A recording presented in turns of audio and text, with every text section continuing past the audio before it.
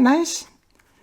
That's the Jacksonville Jaguars logo for those of you that are listening to me. Jacksonville Jaguars logo in a very teal cap that looks quite lovely on me, if I must say so myself. There we go. Oh, so nice. Okay. I've had cats for the longest time. I have 4. Their names are John Wayne Jeter, named after my wife's favorite ball player, Derek Jeter, and then Roxie and Ruby. The story about them is that my wife had a cat by the name of Lily, who actually lasted 19 years, which anybody of you that have cats know is a long time.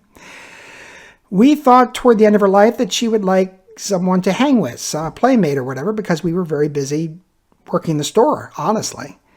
And so we adopted Jeter, who is a gray cat with black pinstripes. So pinstripes, gotta name it after a Yankee. So we named him Jeter and brought him home, and Lily would have nothing to do with him. So, well, he was a mama's boy. He would curl up in my wife Doreen's lap and just be the happiest little guy you've ever seen in your life. So I was basically catless. So when Lily passed, we went that day to the SPCA of Hancock County. The SPCA of Hancock County is a wonderful, wonderful organization. They have this great big room that's filled with cats. They put a whole bunch of cats in there. And what we decided to do is this. I was going to go in with a chair. I was going to sit in the chair in the middle of the room.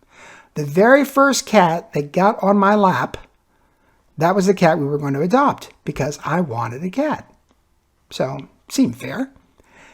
Sat my chair down in the big room. All the cats are running around. And about 5 minutes, this big black cat, short hair black cat, leaps on my lap and literally just stands there on my lap. Doesn't curl up, doesn't do anything. Stands on my lap, looks at me, kind of like so. Just kind of cocks his head to the right-hand side here and looks at me like, I've done what you asked me to do. Now you're going to adopt me, right? And then gets off my lap. So, yes, we adopted him. And it hasn't been until recently that he's become my cat.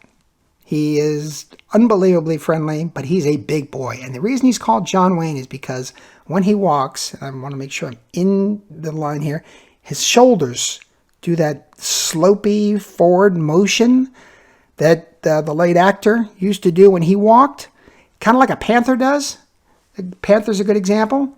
So he's John Wayne for a reason, and he's a big boy, and he's cat number 2. Now, for some reason, Doreen and I thought, well, we should have cat number 3. So I can't remember, honestly, whether it was Doreen or me that went to the SPCA and were looking at cats, and we saw this cute little furball, long-haired black kitten. Just gorgeous, just so cute, unbelievably cute. And so one of us said to the other, oh, you've got to see this cat. So we both go in. Now, the SPCA of Hancock County, they're full of really, really, really good salespeople. Really good salespeople. Because we got into the little room where you're going to play with the cats and see if you really want to take them home. And here comes this one cat, and oh, it's so cute and so pretty. And then there's a second cat. Also long hair, also cute and furry and pretty and adorable. And they're licking each other's head and they're playing with each other and they're curling around each other and they're doing all this. And we're both looking at the nice lady who did this to us. And she said, well, they're sisters. They're sisters. You can't separate sisters. You can't do that. Can't do. So we ended up with 2 cats. Their names are Roxie and Ruby, and they are still, in fact, adorable, and they sleep together, and they lick each other's head, and they are just fabulous, and they're terrific. My lesson learned, we're going to talk about this in future podcasts, but I had open heart surgery recently in July of 2022, and right now I'm on 2 medications. My little gray cat Jeter is on 4 because he has a irritable bowel challenge. And so he's actually on more medications than I'm on. Lesson learned is if you love these cats, you have to love them unconditionally. You have to love them completely. And if they need your help, you have to be there for them.